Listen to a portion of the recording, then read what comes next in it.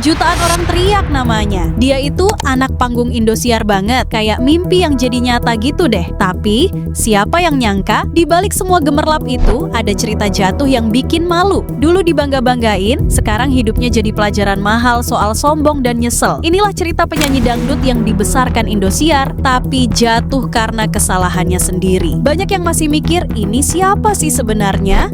Dulu nongol terus di TV, sekarang kayak hilang ditelan bumi. Di balik cerita mewahnya itu, ada rahasia sedih yang belum pernah dibongkar. Dia lahir di desa yang jauh banget, tumbuh besar di keluarga yang sederhana dan hangat. Dari kecil, udah deket sama musik, suka nyanyi di depan tetangga pas panen atau nemenin ibu-ibu pengajian. Mimpinya simple, nyanyi terus dan bikin orang lain senang lewat lagu.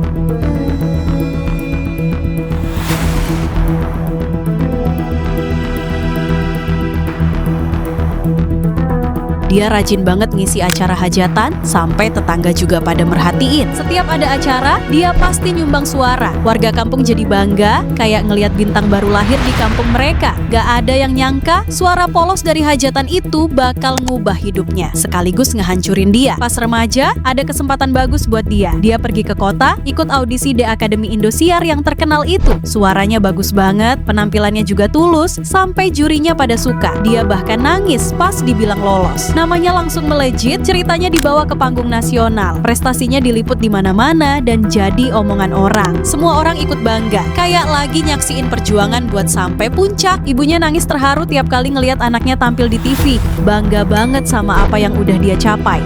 Semua orang ikut seneng sama kesuksesannya, kayak dunia ini punya dia seorang. Senengnya itu kayak sihir. Semua ketawa dan air mata perjuangan dulu kayak udah kebayar lunas. Tapi, siapa yang nyangka di balik semua sorakan bahagia itu mulai tumbuh bibit-bibit yang nantinya bakal ngehancurin kebanggaannya sendiri. Ini awal dari masalah yang bakal ngubah hidupnya selamanya. Waktu lagi jaya-jayanya, penyanyi ini sering tampil di panggung gede dengan penonton yang banyak banget. Lampu kelap-kelip, kamera di mana-mana, jutaan orang siap nyanyiin semua lagunya. Kelihatannya sempurna banget, kayak nggak pernah sedih. Waktu itu dia ngerasa nggak ada yang bisa ngalahin dia. Setiap selesai manggung, dia diserbu sama penggemar yang pengen banget ketemu. Tiap teriakan dan tepuk tangan kayak nyebut namanya ke seluruh negeri. Gak lama, dia ngeluarin album pertama yang laris banget. Lagu-lagunya ada di mana-mana, dari radio sampai warung kopi. Fotonya ada di spanduk di jalanan, rumah baru, mobil mewah, dan baju mahal mulai jadi bagian dari hidupnya. Ini bukti betapa terkenalnya dia.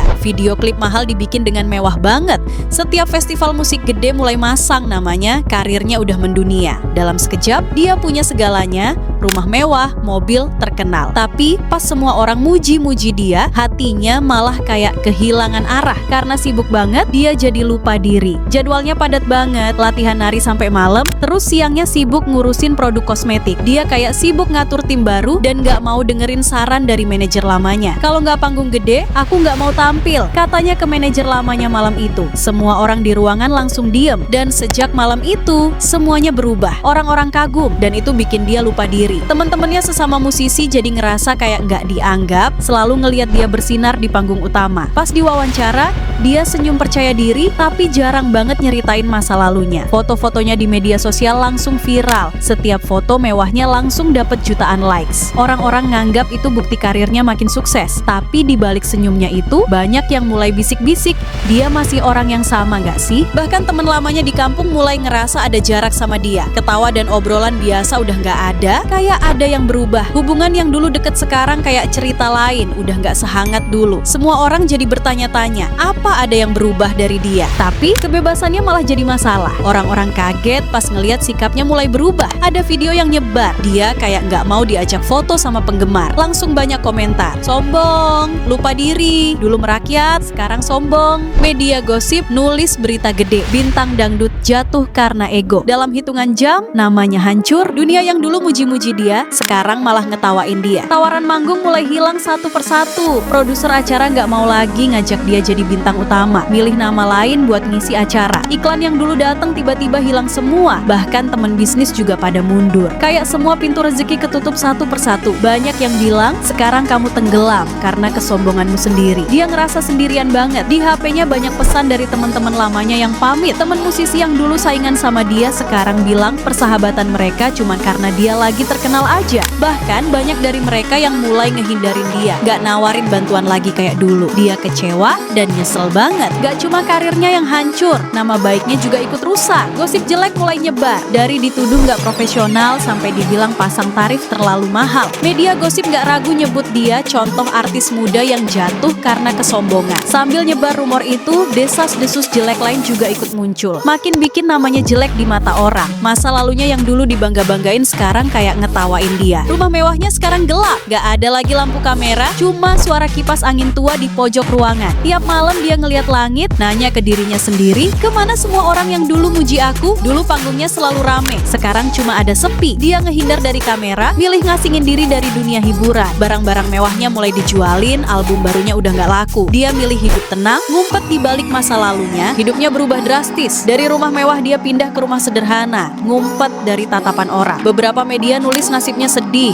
hidup di balik nama besar yang dulu pernah dia punya. Bahkan ada yang bilang dia sekarang kerja serabutan buat nyambung hidup. Sekarang cuma sedikit yang masih nyebut namanya. Lagu-lagu hitsnya masih diingat, tapi ceritanya udah pada lupa. Muncul pertanyaan besar, masih ada harapan gak sih buat dia? Banyak penggemar lamanya yang berdoa, berharap dia sadar dan balik ke jalan yang benar. Dia akhirnya sadar, terkenal itu cuma sementara. Tuhan nurunin dia bukan buat ngehukum, tapi biar dia belajar arti rendah hati. Siapa yang nyangka Tuhan sering ngasih pelajaran lewat jalan yang susah. Hidup manusia penuh ujian, terkenal itu cuma titipan. Semua itu dari Tuhan dan bisa hilang secepat datangnya. Pelajaran pertama adalah pentingnya rendah hati. Kalau orang terlalu senang dipuji, dia bisa lupa kalau semuanya cuma titipan Tuhan. Takdir berkata lain, setiap manusia dikasih kesempatan buat mikir dan mungkin suatu hari nemuin jalan balik dengan hati yang lebih baik. Hidup yang benar bukan diukur dari seberapa tinggi dia, tapi gimana dia bangkit pas jatuh. Terkenal itu datang secepat dia pergi. Sombong itu awal dari kehancuran.